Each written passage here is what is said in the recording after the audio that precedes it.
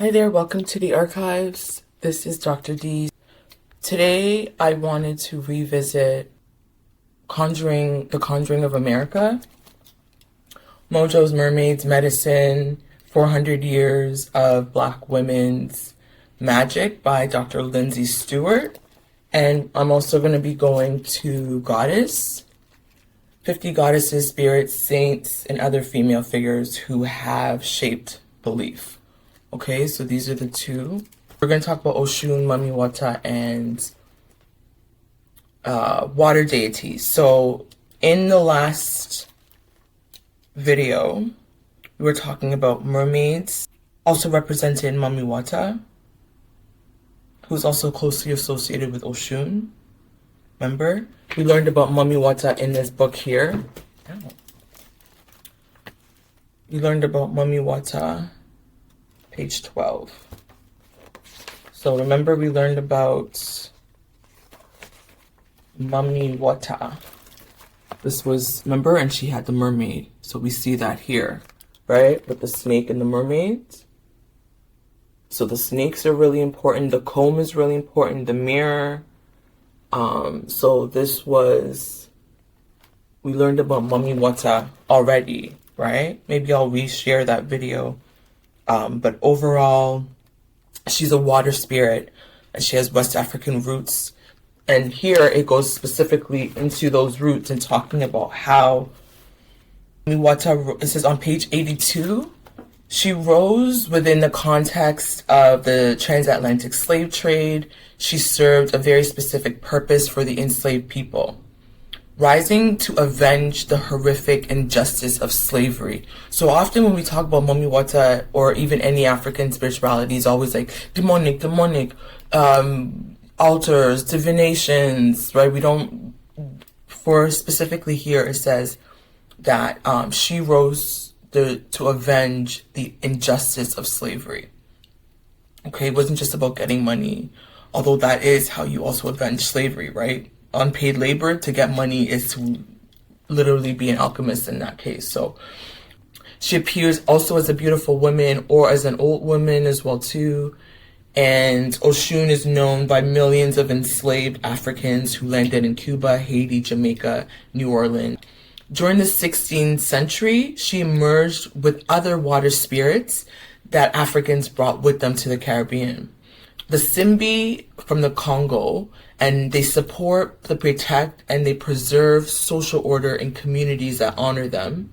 Simbi were believed to live in watery domains such as streams, rivers, lagoons. Oh, I wanted to show you an update on my mermaid tattoo. Okay, 1 second. Okay, so just to give you an update, because I shared it here. It's always interesting. Anytime I share art, I'm always cognizant that like AI or other people will steal it. But I think for me, I don't really care. Not that I don't care, but if people are going to steal stuff, they're going to steal stuff anyways. And for me, it's more about putting it out. So this is an update of what I came up with. Remember, I had to merge the Medusa head with the Kente tail. So this is what I came up with. This is what I drew. That her hands are behind her back. It's giving it's a little bit submissive.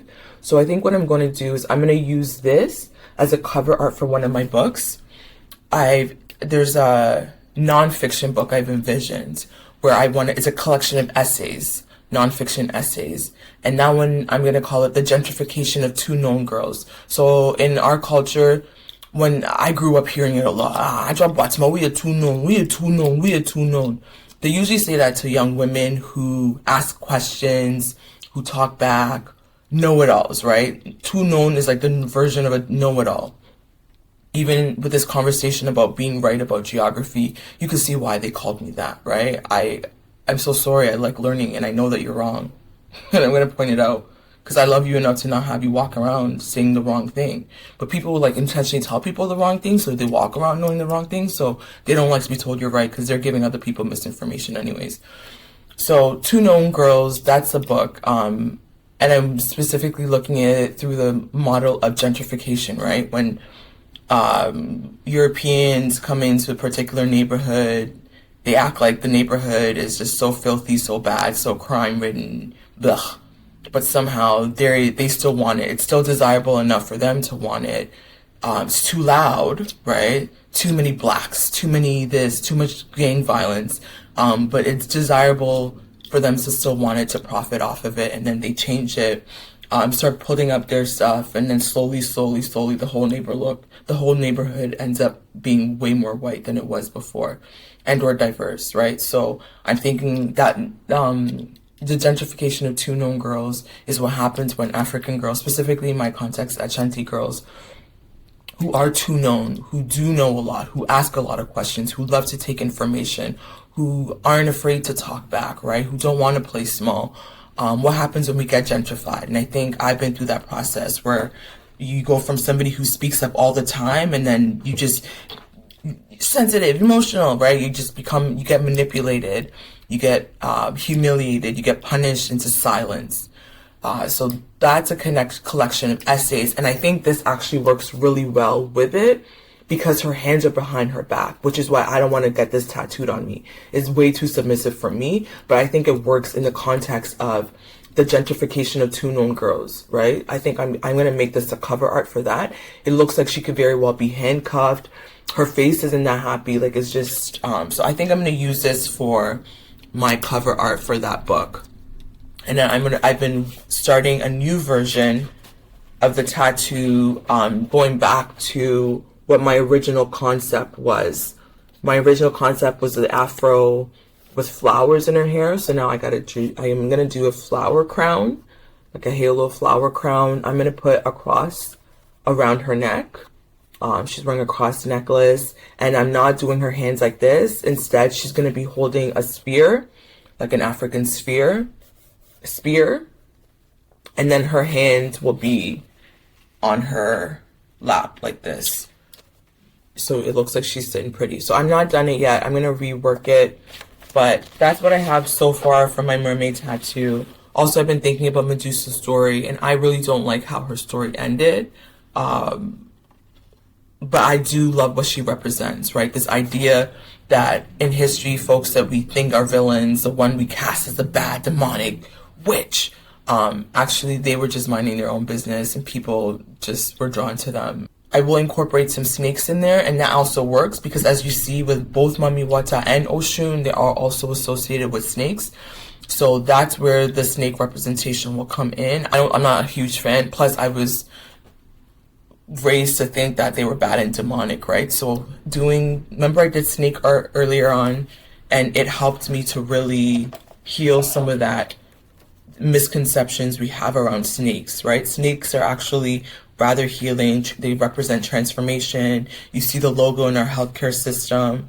All of the great goddesses have been associated with snakes, and yet because of the Bible, which makes me think that, like, again, the Bible had to insert the snake to look the way it did because the snake was associated with so many goddesses. That's my conspiracy theory. I'm sticking beside it, right? If you look across, you see the snake coming up multiple times in this book. And I think when the early Christian leaders saw that, like, we can't have these people being associated with snakes. So what do? Tell them that the snake was the one that caused sin in this world. And so now we really don't like snakes. But that is just my update on the mermaid I thought I would share here. The book about mermaids and Mami Wata and Oshun. Right? So she embodies protest, Mami Wata. She embodies resistance, injustice. She's a mother of the water. In New Orleans specifically, there's a mixture of African religious traditions that present in New Orleans voodoo that reflect, it says, a vast array of groups brought into Louisiana during the French and Spanish rule.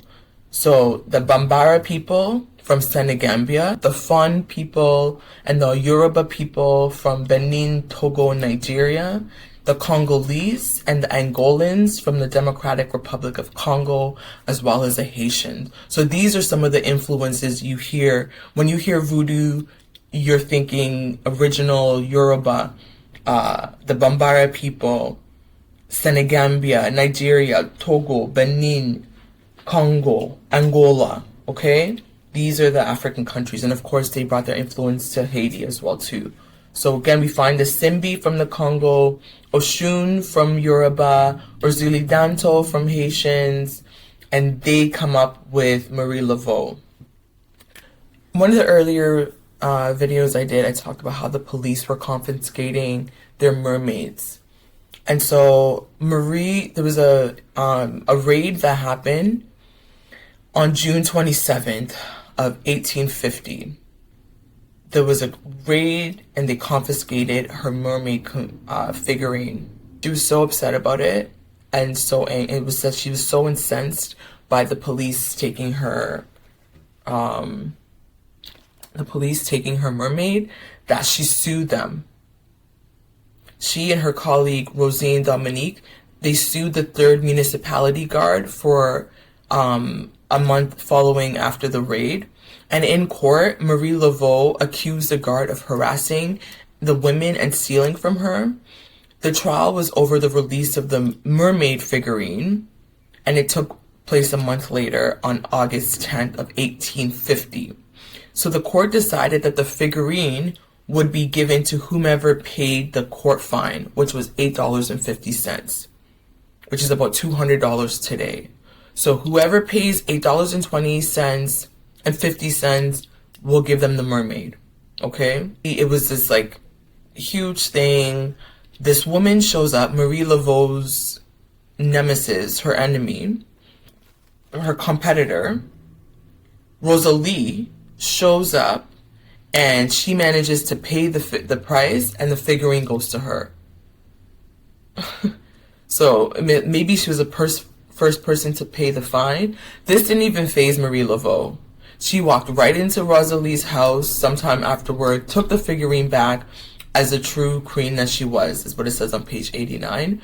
Rosalie then took Marie Laveau to court for stealing it. Laveau was somehow able to prove in court that the mermaid and the title of Queen of Voodoo was hers, and that she alone could hold it. This literally mermaid figurines, people have gone to court. People have sued the police. Laveau sued the police for stealing her mermaid figurine and took them to court. Okay, so it goes into gris-gris, and the definition of gris-gris, is that how you say it? I'm reading it as gris-gris, like French. In the beginning of her career, talking about Medusa and how we give people a bad name. In the beginning of her career, everybody loved her. Remember, she started off with the yellow fever. She was healing people. Her forms of methodology was prayer, baths. She gave them teas to treat fevers. She was really, really popular. By the end of her career, she was denounced as a devil. Some obviously celebrated her as a saint, but she was denounced as a devil and evil. And that's because her gris-gris was associated with social rebellion, which greatly upset those in power. So those in positions of power put out then a smear campaign. She's evil, she's demonic, the stuff that she's working with is used for bad. Healing the sick is one thing, accruing power to challenge the prevailing social order was quite another. You could heal people from yellow fever, but don't get people thinking that they can have power to start doing and disrupting the social scenes. She was starting to get into some dark stuff is what people thought. She probably was just proving to be more powerful than they expected. It was a mixture of prayers, herbs, baths, teas, referred to it as a Creole medicinal arts. She primarily turned to Mami Wata to administer her plant-based medicine. What happened was, she wasn't just healing people. She was starting to change the social order. So what does that mean? So there's an example that Dr. Lindsey Stewart talks about here, where there was a young woman who was in love with this young man that went off to war, right? Oh, because the thing was, she started getting a bad name because people said she was hard on men. People said she was hard on men, Marie Laveau. She never got married. She only kept lovers. That obviously probably rubbed a lot of people the wrong way. This is the first time I felt so proud that I've never had a man proper, right? Nobody can ever say that they've ever been and men try to shame you for it, to be like, oh, you're 41. Aren't you embarrassed that you've never had a boyfriend? Aren't you embarrassed you've never been married? No, actually not. I look at it as, when I see all the married girls now, it feels like protection to me, right? When I see women like this and how they were disrupting the social orders, she never got married, right? I saw recently people saying the same thing, that you should probably just keep lovers and not get married. And you should have seen the men in the comment section. Oh, and don't worry, be careful of the consequences, and be careful of who you're listening to, and be careful of what was down the road. What is down the road? Literally, the worst case scenario would be my case. You have have a fallopian tube. Maybe you're not able to have babies, but like, even if that's what you want. But again, you can. Don't let them scare you. There's adoption. There's so many different ways, right? So you see, and I'm sure some of those same tactics would have been used with her. Men try to keep their wives and their girlfriends away from her because she would have been a bad influence. So she started to then be seen as evil and demonic and bad because, again, she was starting to get a lot of the women thinking that they could talk back, or they can get a divorce, or they could leave, right? And they don't like that. You're supposed to stay submissive, endure whatever that man puts you through. Be grateful you even are married. And aren't you so happy that nobody thinks you're a pathetic spinster? I please think I'm a pathetic spinster, right? So basically, she goes and tells a story about this young woman who was in love with this young man. He went off to war. She was staying faithful to him. Her father wanted to marry her off to an older man who had money. She didn't want to marry this man. She refused to marry the man. Said, I will not marry this man. I'm not going to marry. I'm waiting for my lover to come back from war. Her father decided to go to Marie Laveau to have her do some work on the situation to get his daughter to marry this man, right? So it goes through, you have to read the story. It's a beautiful story. It goes through, you see the influence of Native Americans here. There's a group of Choctaw women who Marie Laveau let camp in her garden. They lived on the other side of the lake, and they would cross over to sell herbs, vegetables, baskets, and other wares in the French market. So the man goes to her house. He basically wants to talk to her. He's like terrified, right? There's like St. Anthony came up here. There's a statue of St. Anthony. He talks about how she was so beautiful. This old man is so intimidated by her. He's completely intimidated. He goes in. He tried to bother her, actually. He tried to hit on her first. And so she reassures this father, don't worry, your daughter will get married, okay? She will marry. And so 2 weeks later, the young woman gets married. So they're like, wow, Marie Laveau, the girl gets married on her wedding day. As they're celebrating, her new husband, the old man she didn't want to marry, he drops dead. He died on her wedding day. And so all of his inheritance now goes to the young woman who's married to him, but she doesn't have a husband anymore. So that was one of the stories. People started whispering, saying that she killed the husband, and at the end she would get this coy smile and said, I promised only that the wedding would take place. You asked for them to get married, yes or no? I got her married to him. But if you think I'm on your side, gave you what she wanted, and now I'm going to give her what she wants.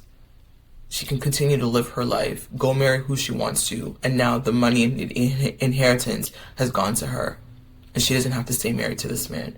So these are some of the stories of social rebellion within the society that she's causing, right? Never mind just like the court cases and money and all this kind of stuff. She was also helping young women in these kind of cases, right? And so it goes on to talk about other ways in which women can entrap men. I'm not going to share that. You can see it here. But basically, this idea that like Gree continues to outlive her, right? And one of the examples, especially in Caribbean people, even in Africans, we say it, would be that like, beware of eating any red sauce dish prepared by a woman that wants them, right? And I'm not going to say why, but it goes into this whole idea of like women holding men, and how women through their reproductive system as well as through gree are able to kind of subvert and push back in different ways that gave them some sort of power back, right? The ritual reminds us that in a situation of oppression, the tables can turn when you least expect it. A tool of oppression can be transformed into a weapon of rebellion. This is what Oshun did for Iyami Aje. When she persuaded Oludumare, the supreme creator, to give the women a special power over men. So remember Oshun, when the men were trying to kick her out and leave her off, she went to the supreme power, and her final straw, she's like, I'm not waiting for these men to play me 3 times. Twice is it fool me enough. God, I want you to give us women more power than men. And so this is an area where on page 103 it's getting to the idea that thanks to Oshun asking God for women to have special power over men, not more power, special power over men. Right? This is kind of what it can look like. And I think this is true. This is the divine feminine, quote unquote, this aspect of like intuition and things that men don't know how women easily do.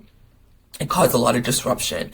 What I see now, where it's also causing the same disruption but within white communities, is more with the autistic, right, community. Remember the podcast tapes that happened? You could see that happening, where autistic folks apparently, allegedly, are meeting in the hill and they're having telepathic communication, and it's really throwing people off because they're like, you're not supposed to have, what is this, right? Is this sci-fi? But like African women have always had these forms of communication, these special powers over men. Now we're starting to see it more with men. And like white men, and it's driving people. We don't like it. You can still see that we don't like autistic people, for instance, right? They disrupt something. They really, really disrupt something. They take some power away, because they remind you that you have agency, you have choice, you have free will. There are other sensories outside of the 5 senses, right? Whether you believe it or not. But if you don't believe it, you're probably not going to be able to tap into that.